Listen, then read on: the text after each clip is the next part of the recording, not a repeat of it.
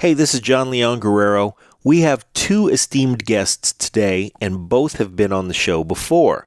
But this week provided us with a special reason to have them on.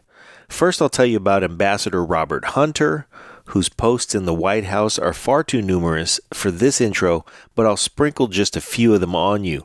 The first of them was in service of President Lyndon Johnson. He eventually became the senior-most official on Middle East affairs for the Carter administration from 1979 to 1981, yes, during the Iran hostage crisis. He went on to serve as ambassador to NATO from 1993 to 1998 and was the principal architect of the post-Cold War new NATO. On the other side of the virtual table is Colonel John McKay. During his illustrious career in the United States Marine Corps, he served 2 tours in Vietnam and was injured twice. He went on to earn a master's degree in government from Georgetown and another MA in national security strategy from the National War College in Washington, D.C. He's now an adjunct professor at Cal State Sacramento. Go Hornets. These two have a deep understanding of the strategic and cultural reasons, influences, and wishes of the people in this situation. Now, if you'll allow me, I want to take a second to remind you of our support of our favorite cause, Save the Brave. They're a certified 501c3 nonprofit organization dedicated to helping veterans cope with post-traumatic stress. You can read all about them at savethebrave.org. You can donate a few bucks to help them help some veterans who could use a hand.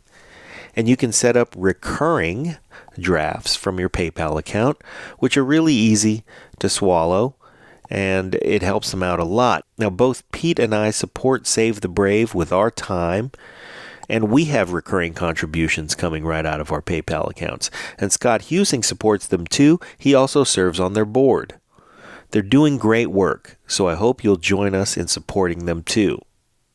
And while we're at it, we also appreciate your support of the Break It Down show by rating and reviewing the show, by buying yourself a t-shirt or a hoodie, and by dropping us a line to let us know what you're thinking, what makes you listen in. Seeing your comments and shares helps new listeners find us. We really appreciate you doing it. And we hope you'll enjoy this very topical conversation with our guests today, Ambassador Robert Hunter and Colonel John McKay. Lions Rock Productions. This is Jay Moore. This is Greg Proops. This is Jordan Harbinger. This is Dexter from The Offspring. This is Nathan This is East. Sebastian Younger. This is Rick Marotta. This is Stuart Copeland. This is Mick Gillette. This is Andy Summers. Hey, this is Skunk Baxter. This is Gabby Reese. This is Rob Bell. Hey, this is John Leon Guerrero. Hey, and this is Pete A. Turner. Hey, this is Ambassador Robert Hunter, and you're listening to the Break It Down Show. Yeah, I've got an incredible couple of guests here. I've got Colonel John McKay, who, as we all know, grew up as a preteen, riding a donkey, speaking Quechua in South America, and working the mines train system. So we've got men of the world here who've done it all. And gosh, you should listen to their earlier episodes because it's a treasure trove of knowledge. And fellas, with the current events going on right now, I thought it would be important to have your guys' insight because you have dealt with numerous situations where, well, for example, John McKay was on a boat floating around in circles in the Mediterranean waiting to see if there was going to be a nuclear war in Cuba, among other things. Ambassador Hunter has worked with at least every Democratic president directly. So let's talk a little bit about how you guys see this. And I guess I'll ask you first, Robert. How do you see this current escalation between Iraq, Iran, America, Israel, all of the players with the killing of General Soleimani? Well, in 2 words, very dangerous. Secondly, we didn't have to be here. But third, as John will tell you, having with his active service, there's no point in saying, gosh, how did we get here? Let's look at the past. You got to deal with what you got now and move forward and see whether you can make some kind of sense about the future. Fully agree. So then let me ask you the question then. If I'm the president and Mayor Pete, this Pete, whatever. And I look at you two guys and I say, fellas, Iran is getting out of hand. They've killed Americans. They continue to undermine the entire Middle East or Orient. What the heck do we do? Well, the first thing I would say is that this particular president wouldn't ask either of us for advice. And as far as I can tell, he's not asking anybody who knows anything about the Middle East of what's going on. And he makes up his mind for reasons that don't ask me how he makes them up.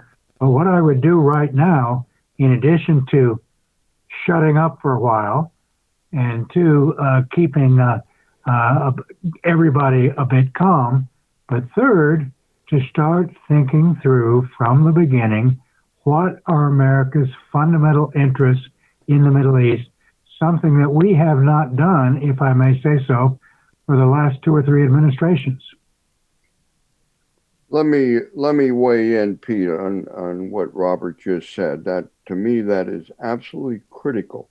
We have not defined, certainly not before March 2003, what is the national interest of the United States that we must put so many people into the Middle East and have so many people killed. What is the fundamental national interest of the United States? And was that national interest critically threatened? Well, go ahead. I don't want to preempt Mr. Pete, not Mayor Pete's role. But what would you put, John? What would you put on that list? And then if you leave anything out, I'll add to it. Well, as I said, I think one of my top priorities would have been the define clearly what this action does that contributes to the preservation or the defense of the national interest.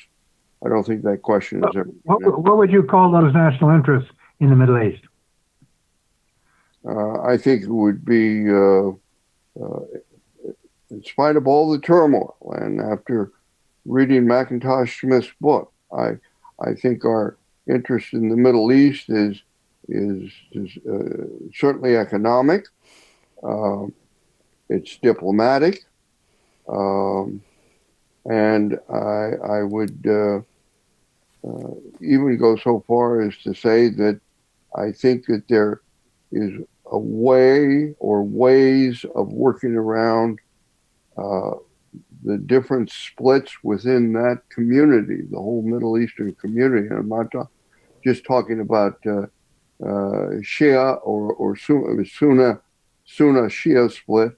I'm talking about the ethnic splits, the Persians. They're not Arabs, but there's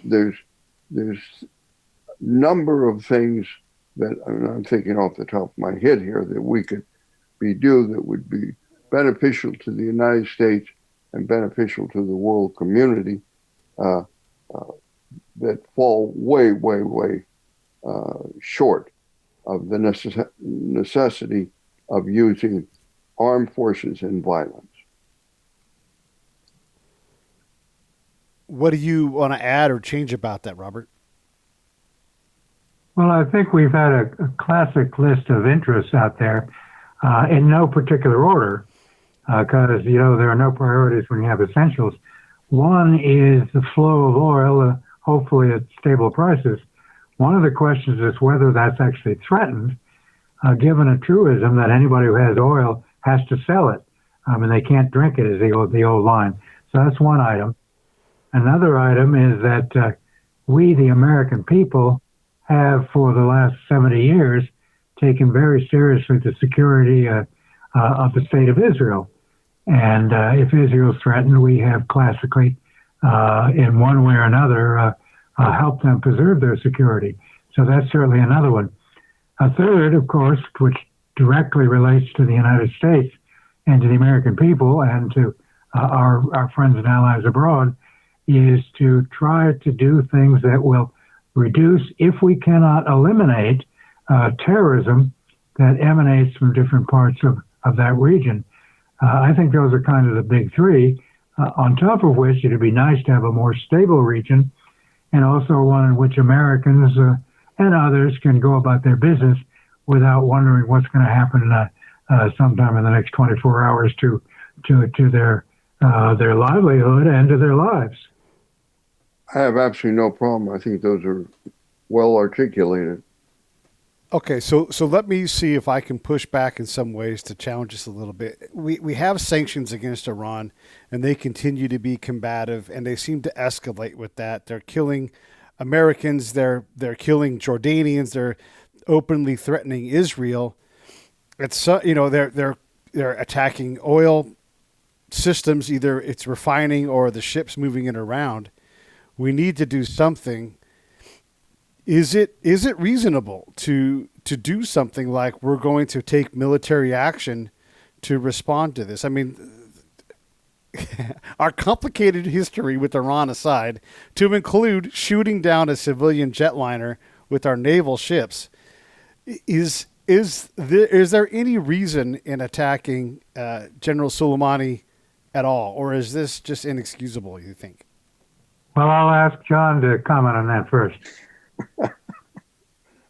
I appreciate the deference. I don't want. Well, I could answer it, but I kind of like to hear your view first. My view is that it was ill thought out.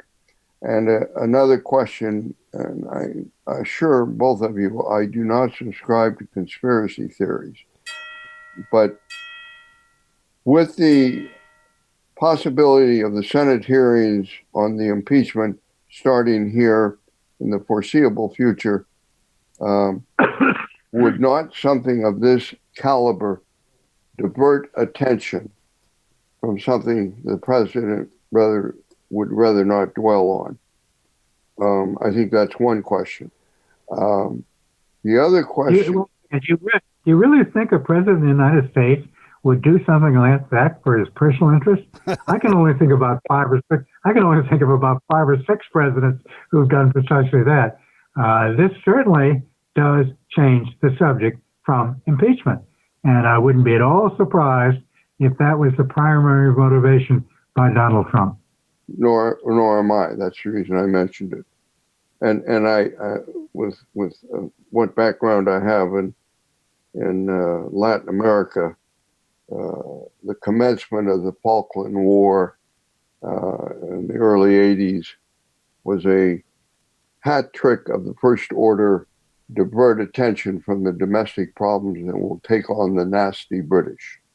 I remember being in a meeting with a bunch of reporters and Margaret Thatcher after that, and some American reporter asked her the question, what were the political motives for going into the Falklands?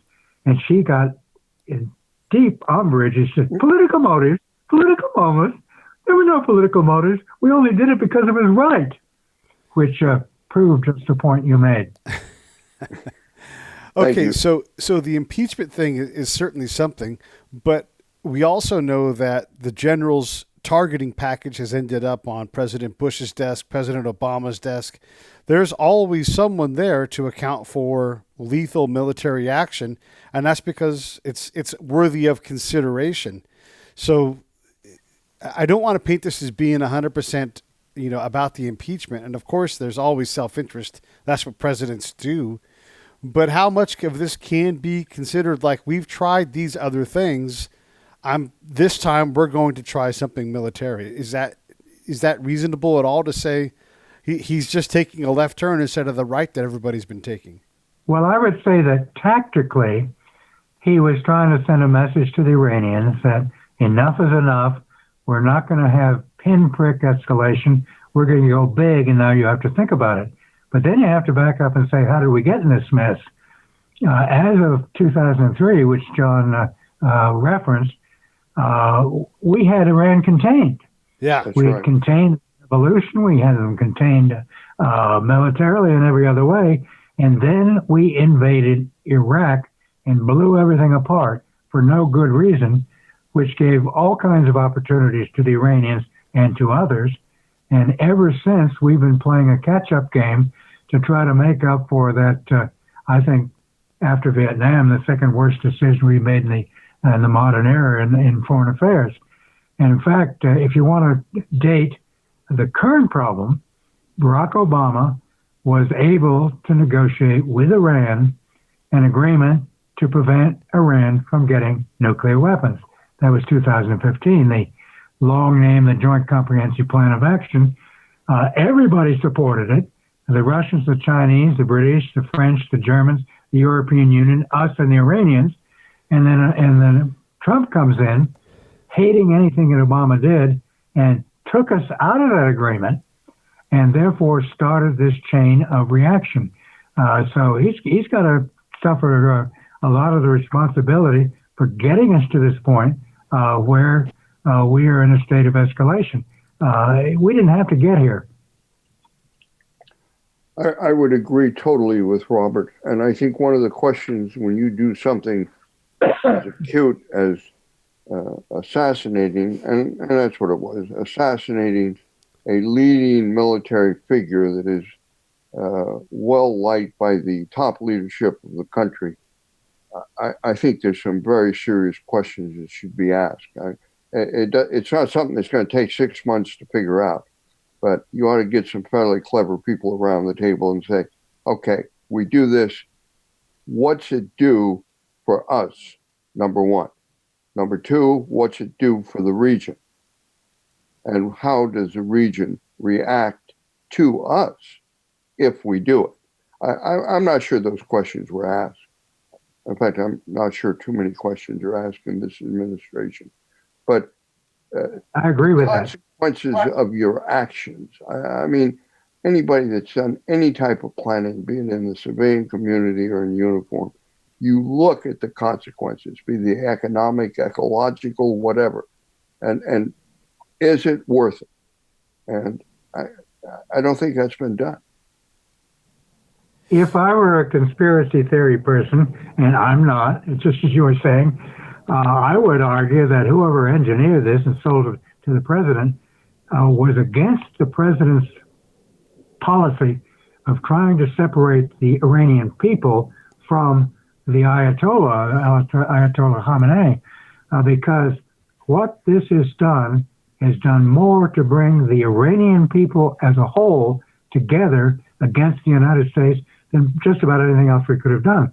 People were aware or chose to forget that Soleimani was easily the most popular person in the entire country, not because he was out killing Americans and doing all the stuff around the region, but during the Iraq-Iran war in the 1980s, which incidentally, we supported the Iraq side, first covertly, then openly, he was a national hero.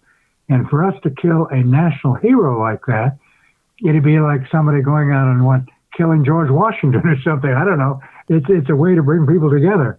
And if you look at the millions of people who showed up at the funeral and all this kind of stuff, right now, even the Iranians who detest the clerical leadership have to say, people should not be allowed to do this to our country. If I can back up with another comparison, back up what Robert just said, what would we as a country, not necessarily tapping directly on the leadership, what would we as a country have done if an adversary, let's say, took out General Petraeus or took out General Jim Mattis? We would have gone bananas. Yes, sir. Exactly. And in fact, this guy was better known and more popular than either of them. I'll go back to the Colonel's experience, or John's experience in Vietnam. One will remember that we did not try to kill Ho Chi Minh, because as tough as things were, I think people recognized that if we were to kill Ho Chi Minh, which I'm sure we could have done, then any chance of getting out of Vietnam without even more people getting killed than we had killed, the chances would have gone to zero. I have to show my true colors. My first tour in Vietnam was 1968. It was a very unusual tour, and we need not get into that. But I got to several parts of the country there, and I came away from that tour realizing I was going to graduate from the Naval Academy the following year, and I was going right to Vietnam. I came out in 1967, September 1967, saying, wrong war, wrong place, we did the wrong thing. That was severely or critically reinforced with my second tour from 1968 to 1969.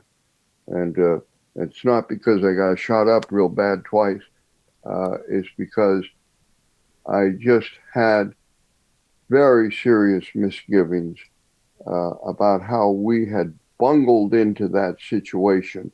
And not an unfair comparison, what Robert has just said, look what we were doing with Ho Chi Minh during World War II. Uh-huh. Actually, up into 1949. And you say, why? What happened? I understand the boogeyman of international communism, etc., the great fear, particularly in 49, the fear of the Chinese Soviet Union monolithic communist giant devouring the world, etc., etc., etc. And you had the Joe McCarthy hearings, and there's a hysteria, there's a national hysteria that could grip the country and seriously lead it astray. Let me pick up on that point. Right now, it is critically important for our country, if we don't want to see another war, if we don't want to see more Americans getting killed, if we don't want to see ourselves getting into a situation in which we can't find a way out, just as we couldn't for a long time in Vietnam, it is very important to understand exactly what our interests are and to have the kind of national debate, which right now we're not having. No. There's certain things you can't say in the American media. They won't publish it. You've got a lot of members of Congress who are running off with like chicken with their head cut off. You've got a president and a secretary of state throwing gasoline on the fire. We've got some friends and allies in the region who are absolutely delighted if we carry their water by going to war with Iran. They would be absolutely delighted if we paid with American lives to secure their interests, not our interests. Again, I can't dispute anything Robert says, Pete. Yeah, well, I mean, it's this. You guys are describing the big problem. When Robert and I did our show earlier, we were talking about the lack of statesmen in the White House, and Robert mentioned how George H.W. or George Bush the Elder, it's even more simple, was the last really decent and educated statesman. Has this been brewing no matter what we did? I mean, let's be honest, like Al Gore didn't have answers to 9/11. I doubt if John Kerry was going to do any better. John McCain is probably the most pugnacious guy of the last few to run, except for maybe Hillary Clinton. So did any of these folks who wanted to be president, did any of them have a better path or a better solution? Or are we just continuing to bungle these things because foreign policy is hard and getting someone who's elected who's good at foreign policy is damn near impossible? Well, it's hard, but you can hire good people to tell you things you might want to think about. We could not have avoided what happened on 9/11. And what we did afterwards in terms of responding, we as a nation wanted that done, but we sure as heck didn't need to go into Iraq 2 years later and blow the whole thing apart and buy ourselves a peck of trouble from which we're still suffering. Again, I fully concur with what Robert says. And also, Pete, the other thing that has happened, I would argue, probably since President Reagan, maybe perhaps Bill Clinton, elections of both parties has been into uncharted waters. And I think the Republican and the Democratic Party that we, at least Robert and I, have grown up with, you're too young, Pete, those traditional parties have been rent asunder by some very powerful social, economic, ideological forces, domestic forces, and I think they're in the throes of trying to redefine themselves. And I think some of the flotsam and jetsam that has come to the surface is symbolized by Donald Trump. Is that the future of the country as far as presidential contenders? Or are we going to, in some way, right the ship and get back to somebody like George W.H. Bush? Well, let me ask you, John, are you still young enough to run for president? I'll vote for you. I'm just a few years younger than you are. Well, I think that puts it very succinctly what we're facing as a country itself. But we still got to run a foreign policy, and Absolutely. most of running a foreign policy is having smart people around who knows what's going on, because the outside world doesn't care what kinds of domestic problems we're having. The outside world doesn't care whether you have a Republican or a Democratic president, because other countries have their own interests. And no matter who is in power in the United States, in Washington, you've got to deal with that world. And most presidents of both parties, if they're honest about things, come up with more or less the same answers because they're dealing with the same problems. Yeah. Okay, so we've sort of framed this. Since I want to sharpen this a little bit, Please. a lot of what's been happening out there with regard, let's say in this case to Iran, has not been defined by American interests. Our interests were to contain the Iranian Revolution, to prevent Iran from exploiting some things, and to try to find a way to improve relations if we could, as Obama did with the so-called JCPOA. But we've got some countries out there who have their own fish to fry. We have Saudi Arabia, which is a classic enemy of Iran. They want us to fight their battle for them with Iran. The United Arab Emirates wants us to fight the battles. Israel has been threatened by Iran, but it also has its own ambitions, and it wants us to fight its battle against Iran. Now, if we were to step back and say, how much of this do we need to do ourselves while protecting Israel, which is a necessity?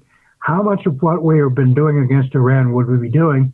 I say very little. I want to see a repatriation of American decision-making from countries in the Middle East back here to the United States. Now, how is that for cat among the pigeons? Superb. Yeah, I like it. Okay, so as a guy that's been on the ground, in Iraq, especially Baghdad, I've had a chance, and not many people have had this opportunity because I stayed. So while the folks in the Green Zone were, having their salsa parties and hanging out with Robert, I was out on the ground. And I don't do salsa parties. I'm having some fun at Robert's expense. But, a totally different world 2 miles away. And so while the mortars were flying out of Sadr City or out of my immediate area where I was at, I had to go run around, and literally we had to stop operations because there'd be Iranian EFPs hanging from trees. We had people that got killed by these bombs. There is look, and I'm using them because it's easy just to blame things on them. But, Jaish al-Mahdi, the Mahdi army is out there. And I got to see firsthand the butchery that they put on their own people, not necessarily the Jaish Mahdi, but the people they intimidated. So there's real problems with these things, and we have to deal with it if we're going to be there. And again, why are we there? Are we getting oil? Are we stabilizing the Mideast? Apparently not. But when I look around, I'm happy that guy is dead because he was constantly trying to kill me and my friends, and he continued to do that. And I'm positive that there was an intel package put together in that guy with things that they were planning, and he became expendable from the point of view of a guy on the ground.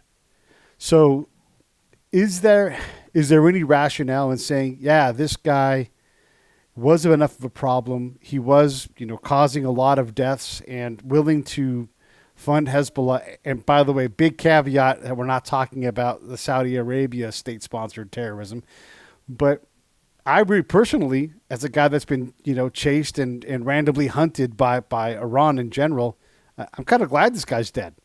John? I think we have to go back to what Robert said before, and you followed up on it, Pete. What have we accomplished by doing this? Yeah, the guy in the ground, and I'm not belittling, the rank and file, but the guy in the ground has a completely different perspective that I think is quite limiting when you start talking about intelligent approach to geopolitics. Yeah. I would argue the following. Somebody said, I thought very cogently the other day, this guy deserved it, but was it wise? Yeah. Did they think through what happens next? What happens after that? How do we finally try to come up with some kind of set of goals, set of strategies that down the road has at least a better chance than we've had for a long time of this coming out the way we want it? I get tired of seeing us do what the Saudis want. I get tired of our supporting Israel beyond its security, but to its ambitions. Israel wanted to cut Iraq down to size, wanted to cut Iran down to size. Fine, that's their goal, and they're right. They can have that goal if they want. But why should we invest in that if that means we become more of a target than we would otherwise have been? Hey, this is P.A. Turner from Lions Rock Productions. We create podcasts around here, and if you, your brand, or your company want to figure out how to do a podcast, just talk to me. I'll give you the advice on the right gear, the best plan, and show you how to take a podcast that makes sense for you, that's sustainable, that's scalable, and fun. Hit me up at pete@breakitdownshow.com. Let me help. I want to hear about it.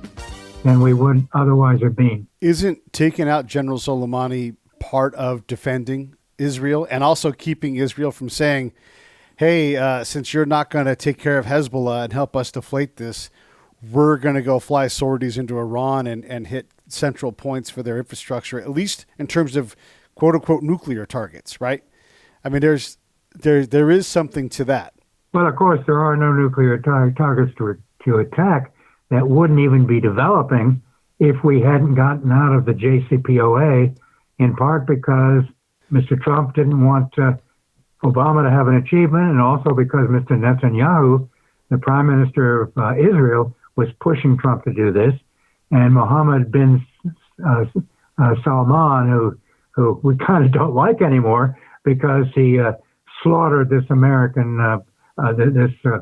Saudi correspondent for the Washington Post because they wanted this to happen. Trump didn't have to do that and help get this particular ball rolling. We haven't had for some time anybody who says, let's think through what's good for the United States. Not say we hate these guys because they do kill a lot of people, but how do we make it work for us in the long term? We just haven't been doing that. And as a result, we get one after another situation in which it looks like a good idea today. Let's kill Joe Blogs out there. But then what do you do? Exactly. Yeah. All right. So we get back to this problem of there's just compounding problems. You know, we've already fuckered up the Middle East by compounding our bad decisions left and right and left and right. Is there someone out there who's going to help guide us out of this? Let me make a point. Yeah. I've been listening to John, and I'm aware of everything else he's written. If he had had a senior job, let's say in the Obama administration, certainly in the Trump administration, where people would have listened to him, I don't think we would have been in this mess we are in today. I like to think if I'd been in the administration, maybe we would have been less of a mess we are today. The problem is they don't bring in those people who know what they're doing, because everybody wants a job, even if they don't know a darn thing about it. When we went into Iraq in 2003, and we started to remake that country, we sent out people there not only who didn't speak Arabic, but had never even heard of Iraq before. It's just stupid when we have so many talented Americans not to draw upon the best and put them in the top jobs. Earlier this week, I heard a press conference by the Secretary of State, Mike Pompeo, who was talking about things that happened in Iran, which were either a tissue of lies or just a total exhibition of ignorance. I mean, I just couldn't believe the Secretary of State could have said the things he did. Yeah. Well, I can, and that with that individual, it's sad, and you're absolutely right. And I think that this is a deja vu experience post World War II, maybe a little bit with Korea, definitely with Vietnam. The number of people that, and again, McCarthy hearings had a lot to do with this, but the number of people that spoke Vietnamese, had a feel for the country, had lived with the people, understood the culture. There was a paucity of those types of people before we decided to trundle through the Gulf of Tonkin resolutions and put ground troops into Vietnam. And look where it led us. As I did in my review of Tim McIntosh Smith's book, this type of thinking or short-sightedness will lead to the ultimate defeat of the United States in the Middle East.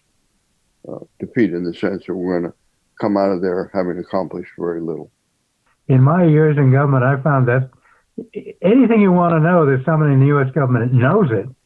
There are two tests. One, find that person, and second, listen to him or her. And I've sat in the Situation Room and listened to senior people who have refused to listen to people who know what's really going on. Then it's compounded when you bring people in that are experts and they talk complete twaddle. Can you give us an example? Me? Yeah. Well, either one of you, whoever. I mean, obviously we know. Look, I've been in the room too. We have two quote unquote experts, and they're saying opposite things. They're both licensed to talk about these things, but how do you sort out who's right and who's wrong? Then you ask some third person, and you ask a fourth and a fifth, and over time you learn who you can trust. Yes, But you've had a situation, particularly in this administration, in which the president obviously doesn't care about what the facts are. He operates on impulse, and now you've got a Secretary of State who will say whatever will please the boss.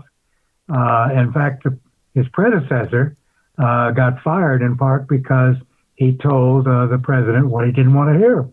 Right. Yeah. Well, we could extrapolate that over to the Attorney General too. So that too. Okay, so who is benefiting from all of this chaos created? I mean, we've been in the Middle East in terms of this generation of trying to create some peace for, over 15 years. It'll be 20 years before anything's even happened again. And obviously the Middle East we have right now is not more stable than the one we had before. Well, I would say the Ayatollah Khamenei right now is benefiting because he wants to quiet people in his country who are sick and tired of clerical rule. And so he's delighted every time we do something like this to him. And that's one reason, frankly, he takes on Israel, because he knows if he takes on Israel, at least verbally, that's going to lead people in this country to press back against him. And he's delighted. The people here who don't want any change with Iran, and the people in Iran who don't want any change with us, I mean, they're working for the same team, and neither country is benefiting. Another person who does benefit in the short term is obviously Prime Minister Netanyahu. He's a guy with an indictment. He's got an election coming up in March, and he is now saying quite openly, you see, you can't try me. You got to give me a pass. You can't throw me out because otherwise we're going to get attacked by the Iranians. And maybe that's true, maybe not, but he's delighted by what's going on. I'm sure he is. The average Israeli is not, and quite frankly, the Israeli military are not happy with it because they're the ones who have to defend the country. And some have been quite open about it by saying that Mr. Netanyahu is not helping the security of Israel. Of course, the difference is the population of Israel has skin in the game, unlike in this country, where we have less than 1% of the population actively engaged in the military, be it National Guard, active duty, deployed, whatever. Absolutely true.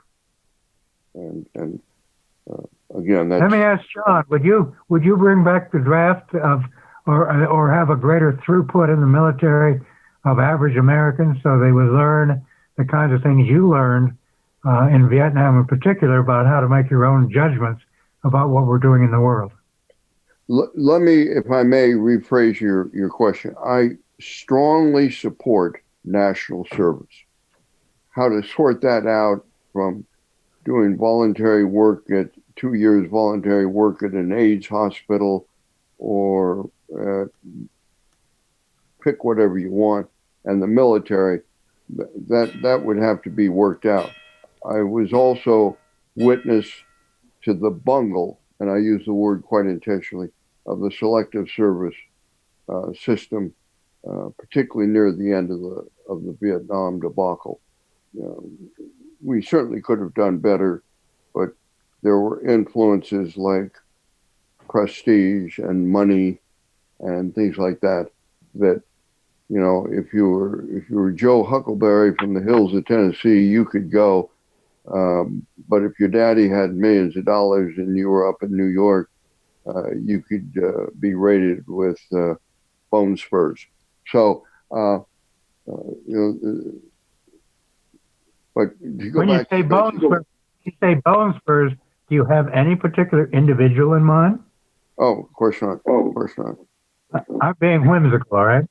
Just a common malady, of people that less than heroic, let's say.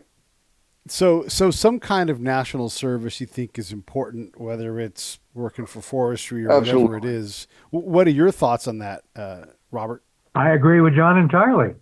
The military, professional military, does not want just to take in anybody, because to have a professional military, you have to have certain minimum mental standards and intelligence and all that kind of stuff.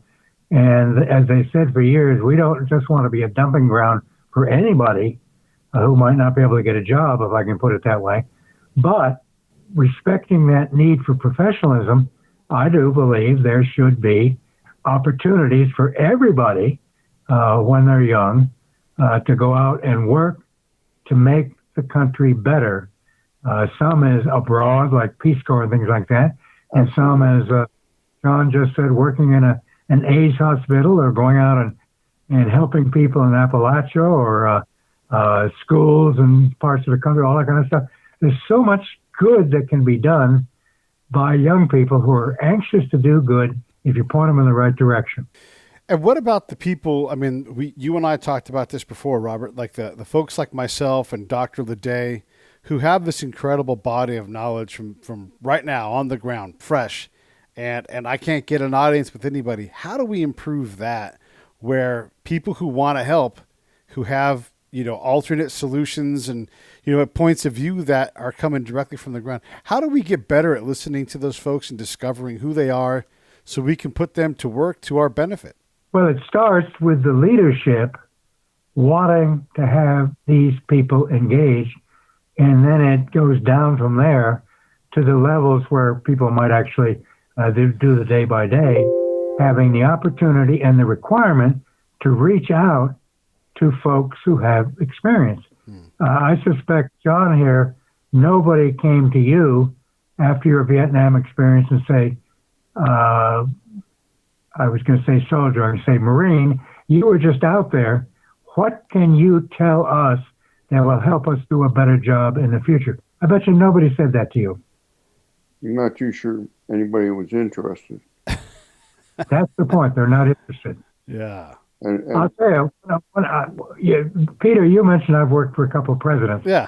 When I worked for Jimmy Carter in the White House for 2 years, in charge of Europe and 2 years of Middle East, I knew that anything I recommended up the line gosh darn it, he might actually do it. So before I'd recommend anything, I wanted to make sure that I could get the best advice I could get. Sometimes I get through regular channels, and I'd look at it and it was kind of stupid. So then I would either go to somebody at the CIA, or I would go to somebody at the working level at the State Department, or I'd go to somebody outside the government to say, what do you think about this? And I'd often come up with very different answers of the thing that the President of the United States needed to know that otherwise he wasn't going to be told about. And any president worth his salt needs to do that, or he or she is going to be a failure. I'm sounding like a parrot. I very much agree with what Robert said, and I we both had a lot of experience, and I wish I'd have a chance to meet directly with you, and we could talk even more about these things. But we all see the problems in common, I think. Yeah. Well, let me give you something very direct. Yeah. Back in November, I went down to Montgomery, Alabama, and lectured at a thing called Troy University.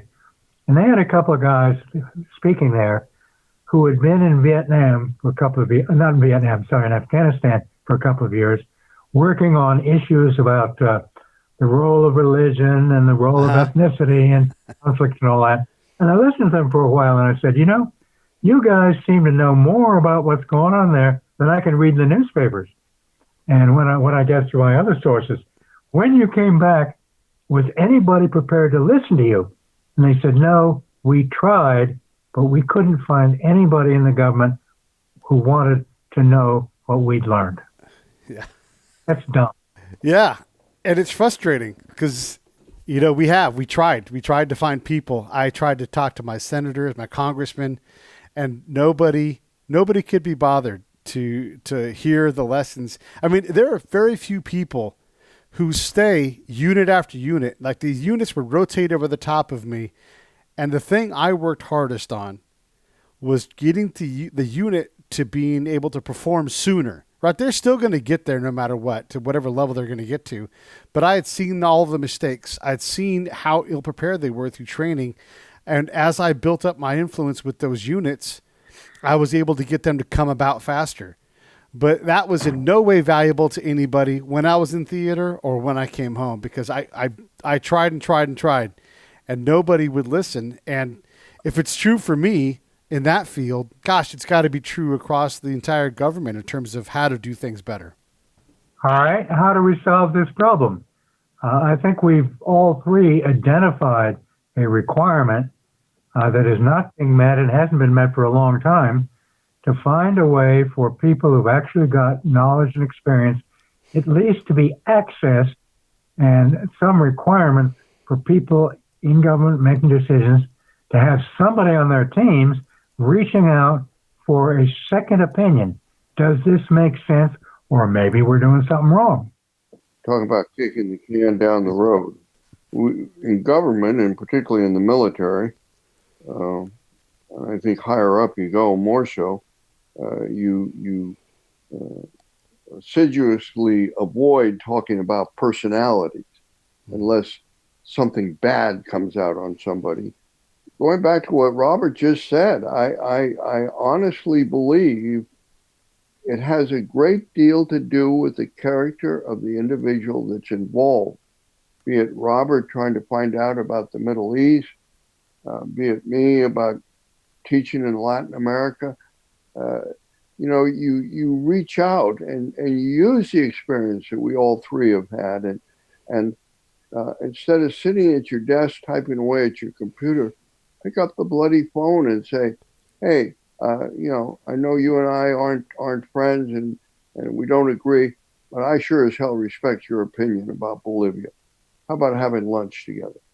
I don't want to sound like I'm blaming social media or anything, but working with my students at Sacramento State University, number one, I don't allow any gadgets in my classroom at all, and my wife and I entertain not all of them, but a good number of them, and it's really amazing that how you can shape that, and you talk about how do you influence people.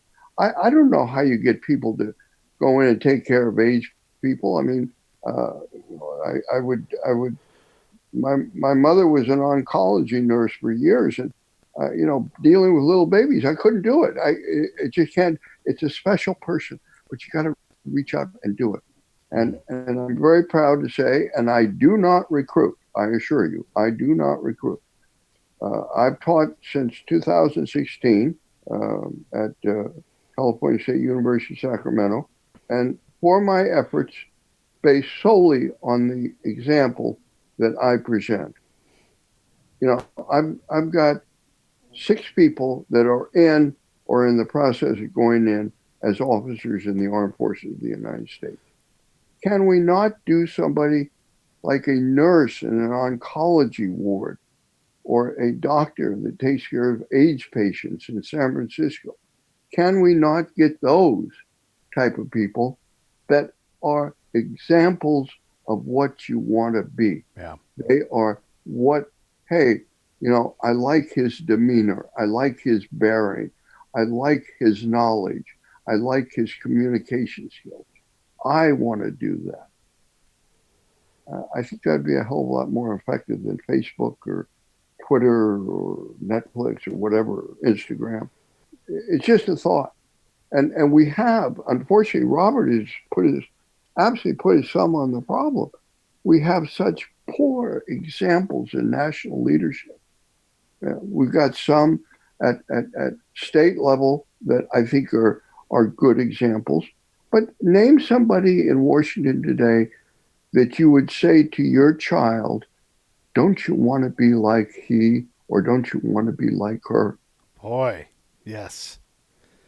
Yes. Well, on that, first, I very much touched and taken by what John said about his mother.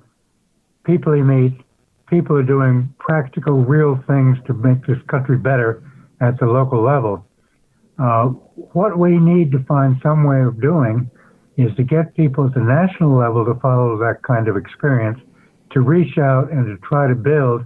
And one thing that I think is very important, particularly in the career services, whether it's military and others, is to have bosses who will encourage people to take risks with ideas. I would say to somebody who worked for me, like at NATO, I said, don't tell me what I already know. Don't parrot back to me. Tell me something I need to know. And if I'm out of line, or I used to say is, I will never, to use an old expression, I said to my staff at NATO, in a critical time for NATO, I said, I will never shoot the messenger, except in one circumstance. If you know something and tell me too late for me to do something about it. But if you tell me something, if you want to, I had a brigadier general come to me who worked for me at one point who said, boss, you're out of your tree. You just don't know what you're talking about. And instead of throwing him out of the office, because an ambassador's a 4-star, right? I said, what are you talking about? He explained it, and I said, in this case, I said, you're absolutely right. I changed my opinion directly because he had the guts to speak to me, and he knew that I wasn't going to fire him for speaking up to me, and that, frankly, I'd respect him more for it. Robert, you and I should talk at some level because our time in NATO overlapped. When were you there?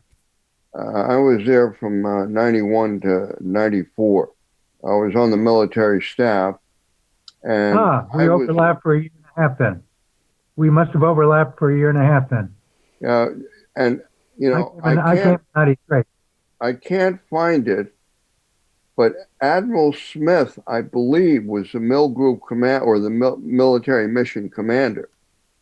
There was Admiral Leighton Smith, Naples. There was also an Admiral Smith, I believe, who was the military representative of the chairman of the Joint Chiefs of Staff to the NATO Military Committee. He was a 4-star admiral. Right. Are we talking about the same person? He was very good because you may or may not recall, I was at that time going in and out of Sarajevo. In fact, I was untechnically or not officially, I actually worked for General Morion, Philippe Morion in Sarajevo when he had UNPOFOR. And again, we got along very, very nice. This was all before Srebrenica and all that. But it was when they went into one of the concentration camps, something I would rather forget about.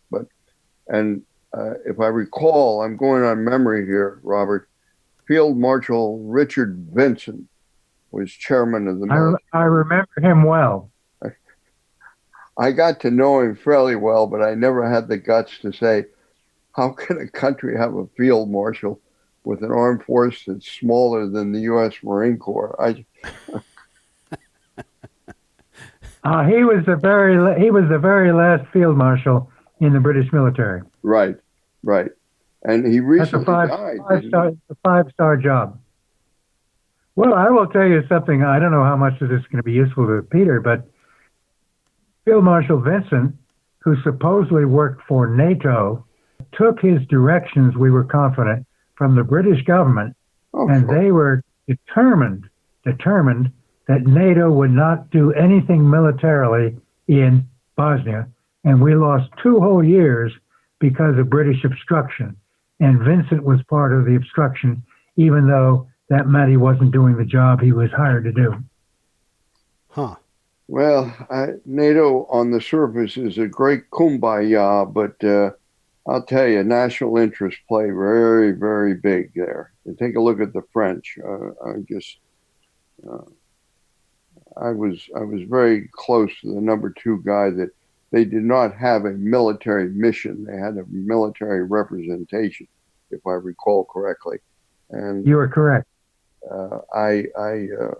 Both my wife and I are very partial to France and to the French. And Colonel Sourisou was, we're talking about ancient history, was wounded as a lieutenant in the Algerian War. Mention that to young people today, and you get the RCA dog look. I mean, really. Well, actually, I was the guy who negotiated with the French there, which led to France rejoining the military committee and outstanding on your part, sir. Outstanding. And sending people to the military mission. They didn't actually rejoin the integrated military command structure until I think it was 2008, but they became full participants in the way in which we made decisions at NATO. Yeah, that all happened after I left, and then I was being slapped by the Marine Corps for not having command and everything. But then I turned around. I taught probably for less than a year at the War College at Fort McNair, and then got picked up, and I had the JTF down in Guantanamo Bay before Guantanamo Bay became a bad name, with the Haitian-Cuban migrant operation, which went smashingly well. Sounds to me you got the short straw on just about every job you had. I admire you for it, but boy, that sounds like a lot of tough duties you've had. It was a challenge, but as I tell my wife, and in nautical terms, she's been around the buoy a couple of times herself. Yeah, there were some real bad times, Robert, but there were some really good times, and there were some fabulous people. John, why don't you tell us the story about when you were working in Cuba and trying to create some traction there, because that's such a fascinating story, and I think it overlaps with Robert's time working with President Clinton. Yeah, Yeah, I'm glad you brought that up, Pete. I'm sure you knew this or know this, Robert, but the commanding officer of JTF 160, which was the migrant operation, started 1993 when all the Haitians started coming out, and then Castro released a bunch of Cubans. They had some bad times. Part of that group went to Panama, I think under General Thurman, and bad things happened down there at Howard Air Force Base, and people got killed. But when I took over, and I took over from a fellow by the name of Haskell, Admiral Haskell. He was a 2-star, went on to 3-star. Mike Haskell was the last flag officer to command the JTF. I was the only non-flag to command it, and I shut it down. But one of our collateral duties was negotiating, supposedly under military-to-military contact auspices with the Cubans. And I will tell you, my counterpart, General Perez, was a man of outstanding stature in my eyes. And we had progressed. As you know, Robert, you get into these diplomatic talks, and depending on who you're with, including yourself, sometimes you go into theatrics, and we had the theatrics about the violation of airspace, yak. But we had serious talks where I certainly didn't make the decision. I fully supported it. General Sheehan had ACOM. Shalikashvili was chairman of Joint Chiefs of Staff. And we actually got crew-served weapons off the line through those negotiations. Again, you'll probably take umbrage with me. 1996, the election year, and I was invited by General Perez and by his boss, Raul Castro, to come and visit Cuba officially. And that was kicked up. General Sheehan fully supported it. General Shalikashvili fully supported it. It was killed in the National Security Council, and I'm told by the president. But you have to also remember 1996 was an election year, and most of those migrants were going to Florida, and Mr. Clinton, President Clinton, had not won the electoral votes in 92 in Florida. Again, a different perspective. I was going to follow that up with former Secretary of State Schultz, who lives here in San Francisco, because we were going to do, right before the Obama administration announced it, we were going to do a joint editorial for the Wall Street Journal, maybe the New York Times, if they'd have taken it, on why somebody's got to do something about normalizing relations between the United States and Cuba. And I don't give a damn who is in charge in Cuba. It's a travesty in my mind. And again, the emotionalism on both sides of that issue surpassed, overruled, and canceled out any type of rational thought. And I felt on my experience with negotiating with the Cubans that we really could do a very good deed. And one of the, not recorded, fortunately, one of the incidences, footnote to history, will be in my memoirs. General Sheehan flew down, and as you probably remember, Robert, General Sheehan's a Marine general. I think very highly of him.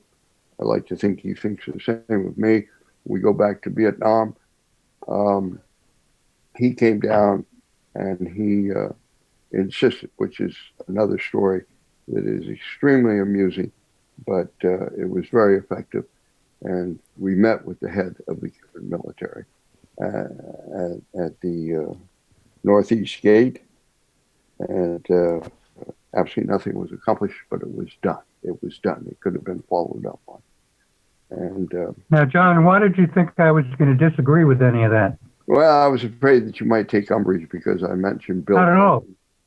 Well, obviously, up to Shalikashvili, who I knew very well, one of the finest military people I've ever had a chance to work with, he was right, and Clinton was risk averse. That was a mistake.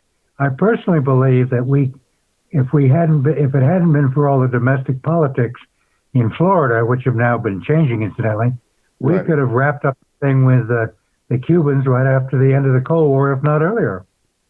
You see, that was, as Pete knows, I grew up in Latin America. I feel sometimes more comfortable speaking Spanish than I do English. And all the negotiations were, I had a translator by my side because they were recorded. I had to have a translator. But the general and I carried on wonderful, wonderful dialogues. And some of them got a little philosophical. But the setup for General Sheehan coming down and meeting with the head of the Cuban military, that I'm not going to take up time on the air here, but that was, it was one of those things. It was out of a Keystone Cops movie. It was sort of a wink, a nudge. General jumps up. Of course, all the Cubans jump up, and he said, he yelled at him, used a profanity. Carajo, he said, sit down. And he said, come on, Colonel, I'll give you a cigar. And the State Department guy was way at the end of the table, and we were on our side of the fence. And the State Department guy couldn't get out there that quick. And I just simply said, General, this is what we got to do. He said, we'll do it. And by that time, the State Department guy came out. And anyway, little vignette. Missed it by that much. Well, I mean, they met at the Northeast Gate, and Sheehan, in his inimitable way, it happened to be the day that General Charlie Koshvili came down and personally decorated me, which was a dog and pony show. I'm very proud, but he, got all the troops were out there, the Cubans were out there, and Sheehan said that he said, we'll wait till the chairman leaves. So we got on the helicopter, and I said, you tell him? And he said, I did. And he said, don't fucking do it while I'm on the island. That was his word. Huh. We got back on the helicopter after we met at Northeast GA, take General Sheehan over the windward side so he get his plane back to Norfolk. And we're sitting there, the helicopters, you got your earphones on. He grabs my knee, speaks into it, and he says, McKay, you can do the kumbaya with the State Department people. I said, thank you, General. Thank you. I love it. Well, listen, fellas, I've had you for more than an hour, and I want to respect your time. I think it's neat to have these conversations because you guys have not only been there and done that, but you've been there and done that enough times that you understand what that means at a higher level. And I think we all benefit from your wisdom and your experience. So I got to thank both of you for coming on the show. Well, thank you. Well, thank you very much.